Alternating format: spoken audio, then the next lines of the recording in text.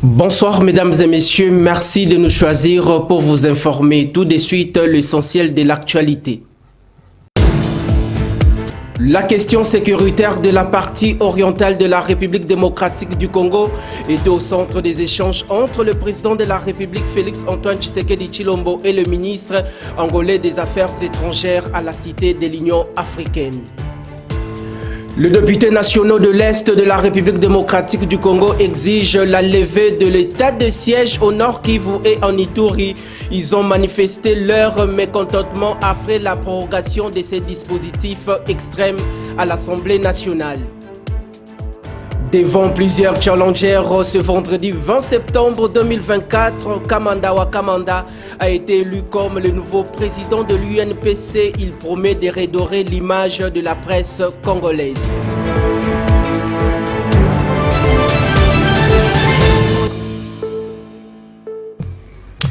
Une fois de plus, madame, messieurs, merci de nous rejoindre. Démarrons ce journal par cette information. Le président de la République, Félix Antoine Tshisekedi Tshilombo, a échangé jeudi dernier à la Cité de l'Union africaine avec le ministre des Affaires étrangères angolais, Tete Antonio. Au menu de leurs échanges, la question sécuritaire dans la partie orientale de la République démocratique du Congo dans le cadre de la feuille des routes de Luanda. Regardez. À part nos relations bilatérales, le président Lorenzo assume la médiation pour la recherche d'une solution au conflit à l'est de la République démocratique du Congo.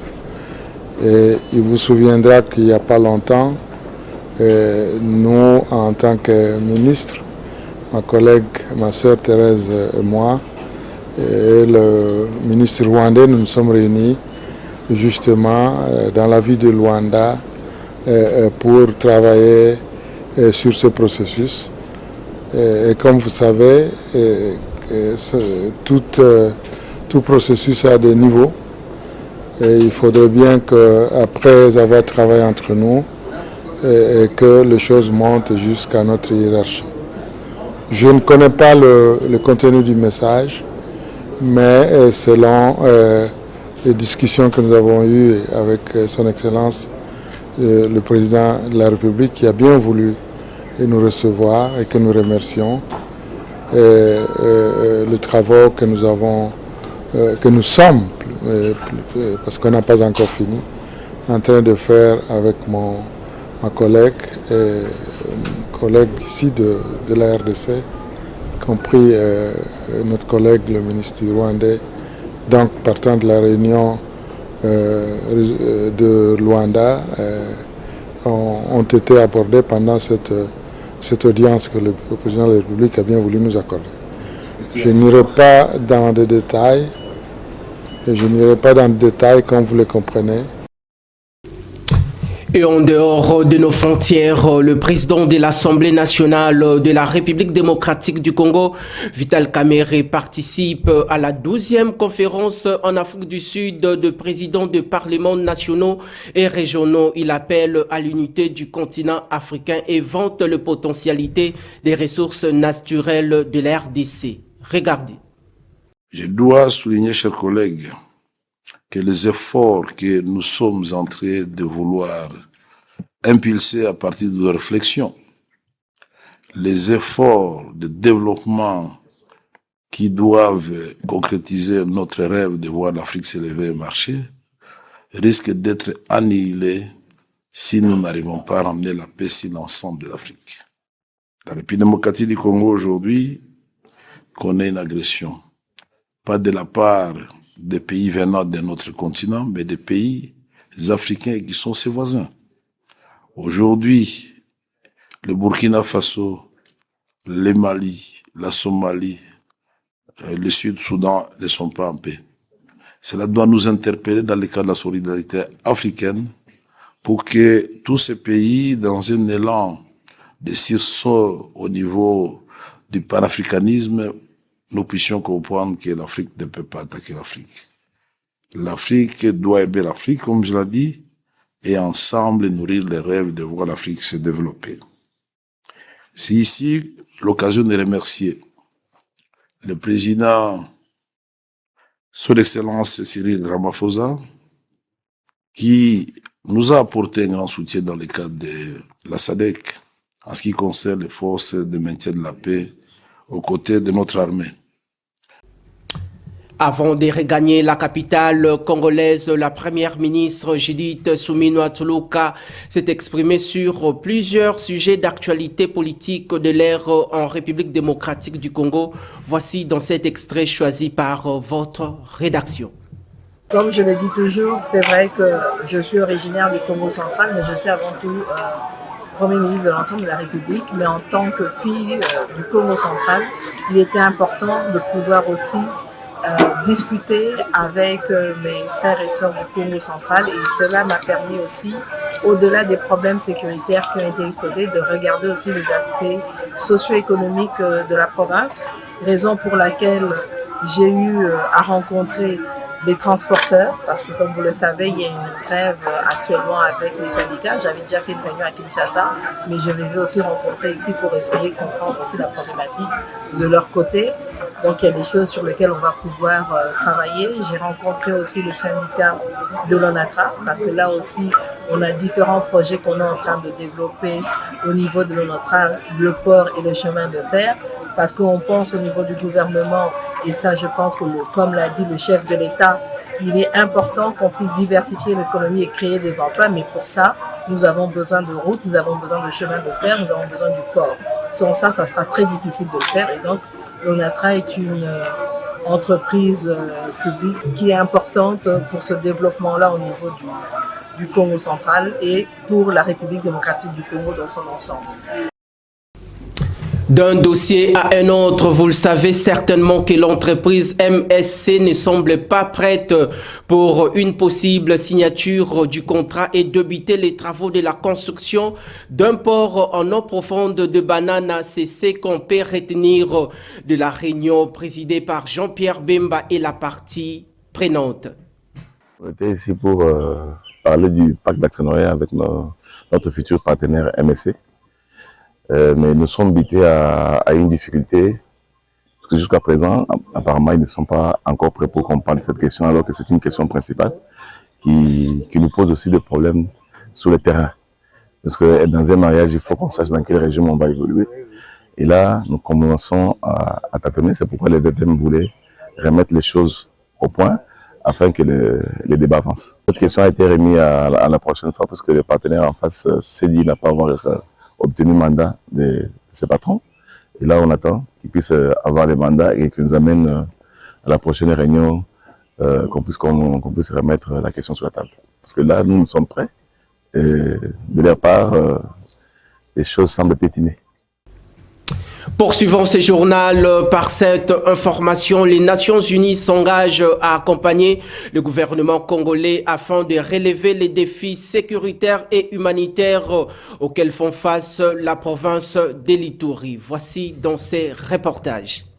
Accompagné d'une forte délégation, le secrétaire général adjoint des Nations Unies aux opérations de paix, Jean-Pierre Lacroix, séjourne depuis l'après-midi de ce jeudi 19 septembre 2024 à Bunia, chef-lieu de la province de l'Ituri. Aussitôt atterri à l'aéroport national Morongo, le patron des opérations de paix de l'ONU s'est dirigé au cabinet du gouverneur militaire de la province de l'Ituri, le lieutenant général Luboyanka Shomadjouni, où il a été reçu en audience. Au sortir de cette séance de travail, Jean-Pierre Lacroix dit réitérer la collaboration des Nations Unies avec le gouvernement central dans la quête de la paix et des réponses humanitaires en province de l'Ituri. Non seulement la poursuite, mais le renforcement du travail commun avec monsieur le gouverneur, que je remercie, et qui m'a expliqué la situation, vraiment les derniers développements de la situation.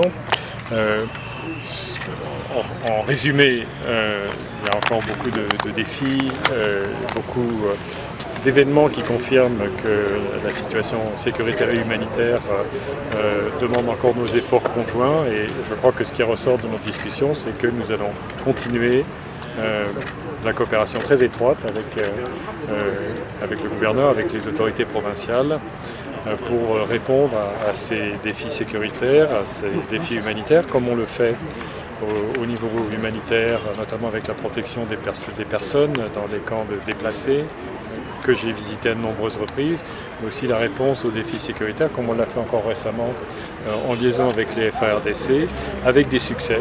Donc c'est la direction qu'il faut prendre et nous sommes déterminés à continuer ce travail commun.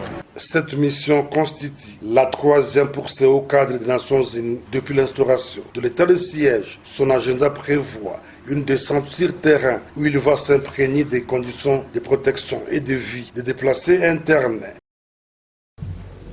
D'une province à une autre, le secrétaire général adjoint de l'ONU, Jean-Pierre Lacroix, a échangé jeudi 19 septembre dernier avec le gouverneur militaire de la province du Nord Kivu. Au menu de leurs entretiens, les désengorgements progressifs de la MONUSCO, la crise sécuritaire dans cette partie du pays et la question humanitaire. Regardez. Remercier Monsieur le Gouverneur pour la qualité de cette relation et nous sommes convenus que nous allons continuer dans cette excellente coopération, d'autant plus qu'il y a encore beaucoup de travail à faire compte tenu de la situation sécuritaire, humanitaire. Nous avons droit à une présentation très intéressante, détaillée par le gouverneur de cette situation. Le gouverneur a exprimé un certain nombre d'attentes vis-à-vis de la MONUSCO en ce qui concerne la poursuite de la coopération. Je remarque lorsque j'étais à Kinshasa, je me suis entretenu avec les autorités, Son Excellence le Président de la République, Madame la Première ministre, les ministres. Ceux-ci ont également exprimé des attentes quant à la poursuite du travail de la MONUSCO, même si évidemment la perspective reste le désengagement, parce qu'il ne faut pas rester éternellement. Le but, c'est de créer les conditions ensemble pour que nous puissions partir et que la paix soit revenue. Nous avons discuté de la meilleure manière d'organiser l'amélioration de la coopération avec les autorités. Encore une fois, elle est très bonne, mais il y a toujours mieux à faire, en particulier avec les FARDC. Comment faire en sorte qu'il y ait la meilleure synergie possible pour tenir compte aussi de la présence d'autres acteurs comme la SAMI DRC. Nous sommes mandatés maintenant pour apporter davantage de soutien à la SAMI DRC avec les moyens de la MONUSCO. Nous avons parlé des efforts diplomatiques en cours qui sont très importants, que nous soutenons à la fois politiquement, mais aussi le soutien que nous allons apporter au mécanisme de vérification et cessez-le-feu. Nous avons fait le point sur le cessez-le-feu qui s'est traduit par une certaine diminution des violences. Je vous transmets les informations du gouverneur, mais il y a beaucoup à faire. On ne peut pas dire qu'il y a zéro violence, bien entendu, vous le savez. Passons cette fois-ci à autre chose. L'UNICEF reste engagé à poursuivre avec les actions en faveur de l'amélioration et de la promotion des conditions des enfants de la République démocratique du Congo. Voici dans cet extrait. Nous sommes très heureux de pouvoir continuer la bonne coopération qui se tient déjà avec l'UNICEF, les autorités locales, les directions techniques pour la région de Bunia. Et nous allons assurer le gouverneur que nous allons continuer de faire de même comme cela a été auparavant et rassurer qu'on continuera à travailler pour les enfants et les femmes pour fournir les services dans toute la région de Bunia en coopération avec aussi les autres acteurs et avec l'appui des autorités locales pour nous permettre de le faire. Dès que je suis descendue de l'avion, même avant, parce que la beauté de l'environnement est visible même de l'avion, et d'arriver ici, on a été vraiment prise en charge avec beaucoup de facilité et toute l'infrastructure pour arriver ici est vraiment très accueillante et ça semble bien organisé. En tout cas, je suis surprise en bien. Je vais capitaliser sur tout ce qui a été fait. On a une équipe ici qui a continué le travail, qui a poursuivi le travail. Moi, je viens ici pour reprendre voilà, les manettes, si on peut dire, pour continuer à faciliter le travail, pour continuer à fournir les services qui sont déjà mis en place. Il y a des programmes qui sont déjà prévus et on va continuer à élaborer déjà les prochains programmes des années à venir. Nous sommes là aussi pour identifier s'il y a quelconque obstacle pour pouvoir le dépasser et pour pouvoir, c'est-à-dire notre orientation, c'est vraiment de pouvoir délivrer les services aux enfants en tenant compte bien sûr de toutes les difficultés que nous connaissons et les difficultés qui peuvent survenir. En rapport avec l'état des sièges décrété dans la partie orientale de la République démocratique du Congo, le député national Guy Mafuta Kabongo estime que ces dispositifs extrêmes est une machine sans état d'âme. Regardez. Vous savez, honorable président, l'État est une machine qui n'a pas d'état d'âme. L'État ne connaît pas la sorcellerie. L'État connaît les faits. Et l'expression force du mal renvoie à quelque chose de surnaturel. Moi, je pense qu'il faut rester dans les faits en disant, dans la perspective d'éradiquer cette insécurité caractérisée par des actes criminels et de restaurer la paix. Là, c'est concret, il y a un objectif concret que nous combattons. La deuxième observation, c'est le paragraphe 3. Ici, on met en relief l'un des aspects ou l'une des procédures de la prorogation de l'état de siège, quand le gouvernement nous saisit pour proroger. Mais on le sait depuis le début, ce n'est pas le Parlement qui a toujours prorogé. On a eu à voter des lois d'habilitation qui ont permis au gouvernement de proroger cet état de siège. Alors, pour rester dans la vérité, il faut également insérer cette deuxième option en disant la fin de ce paragraphe à défaut d'une loi d'habilitation. Cela rencontrait la vérité et je pense que quand nous écrivons des textes et des lois, c'est pour que la progéniture aussi nous lise. J'ai dit, Monsieur le Président. Dossier UNPC, parlons-en ce vendredi 20 septembre 2024. Le chevronné de la presse congolaise, Kamanda Wakamanda, est officiellement élu président national de l'Union nationale de la presse congolaise devant ses adversaires. Regardez.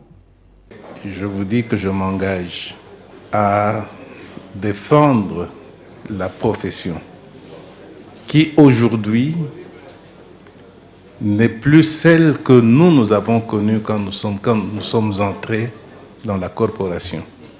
Il faudra rehausser cette corporation, il faudra redonner ces lettres de noblesse aux journalistes congolais.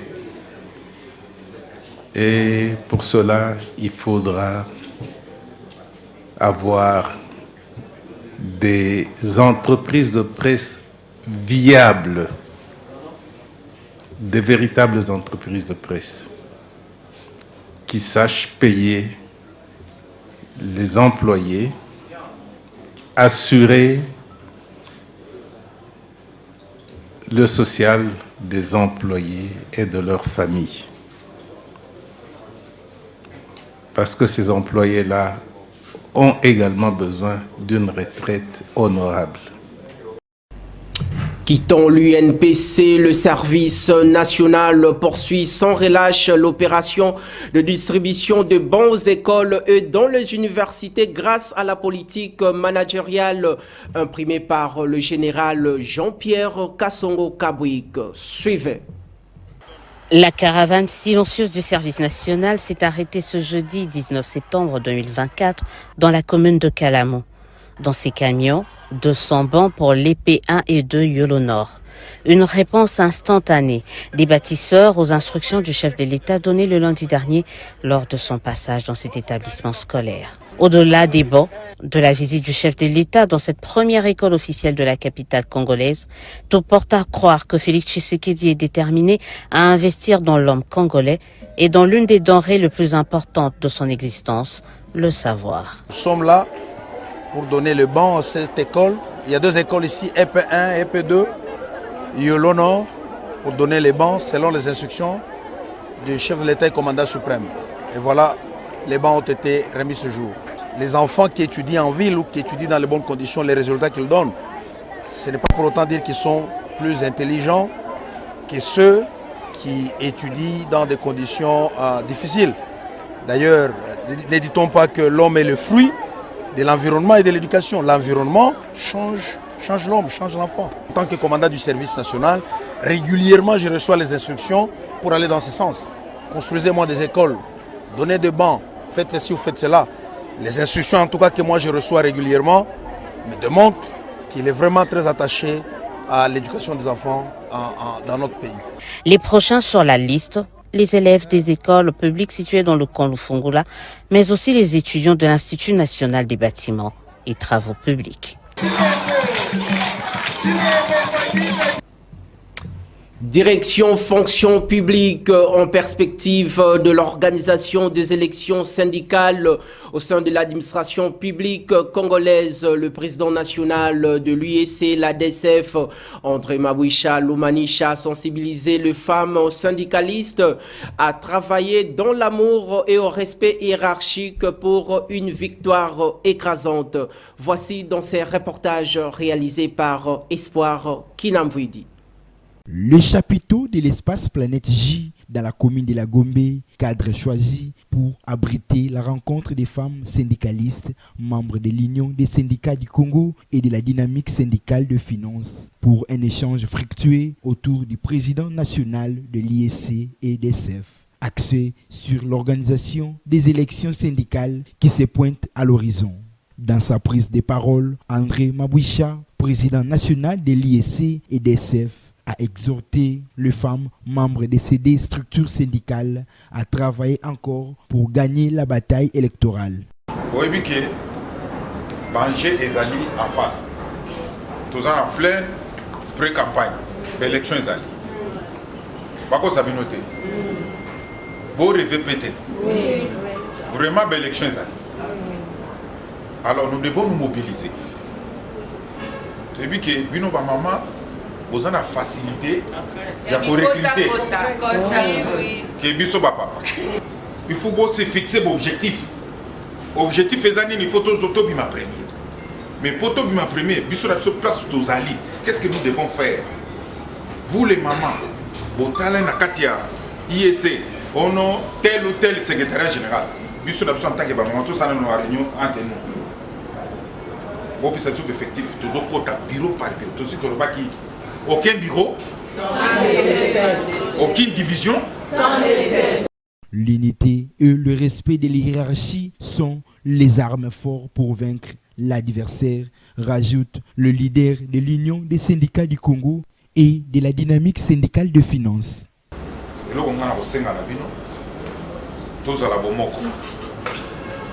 Tout travailler dans l'unité. On sait que place Batouazali, moi, les gens ont beauté. Mais il faut toujours qu'on soit courage, il y a aussi sango en famille. Pour dans la vision mingi, tout les savons la et puis, dans le syndicat. Une ambiance bon enfant a caractérisé cette rencontre des femmes de l'IEC et des CEF qui ont réitéré leur attachement à leur président national. Et à la fin de cette grande rencontre, les participantes n'ont pas resté indifférentes. Regardez. J'ai un sentiment de joie d'abord. Le président avait voulu, pour la journée d'aujourd'hui, honorer les femmes de l'Union des syndicats du Congo ainsi que nos femmes de DSF, dynamique syndicale du Congo, de financiers, pardon, pour les briefer concernant les élections en perspective. Comment est-ce que les dames peuvent être déjà outillées avec la notion syndicale afin de descendre sur terrain pour savoir parler avec la base, de telle sorte que nous puissions consolider, fidéliser avec nos membres. On doit quand même faire un effort pour atteindre la majorité, pour atteindre le niveau. Il faut dans chaque bureau qui est IEC. Alors nous étions là en train de comprendre et que si nous parvenons à gagner les mamans, et les mamans sont capables de convaincre d'autres membres, raison pour laquelle aujourd'hui, parce que nous sommes dans les périodes de pré-campagne. Parlons cette fois-ci de valeurs nutritives. Que savez-vous de maracuja? Voici ce que la rédaction vous propose. C'est ici que s'achève cette grande édition d'informations sur nos antennes. Vous venez à peine de nous rejoindre. Place au rappel des titres. La question sécuritaire de la partie orientale de la République démocratique du Congo est au centre des échanges entre le président de la République Félix Antoine Tshisekedi Tshilombo et le ministre angolais des Affaires étrangères à la Cité de l'Union africaine. Le député national de l'Est de la République démocratique du Congo exige la levée de l'état de siège au Nord Kivu et en Ituri. Ils ont manifesté leur mécontentement après la prorogation de ces dispositifs extrêmes à l'Assemblée nationale. Devant plusieurs challengers, ce vendredi 20 septembre 2024, Kamanda Wakamanda a été élu comme le nouveau président de l'UNPC. Il promet de redorer l'image de la presse congolaise.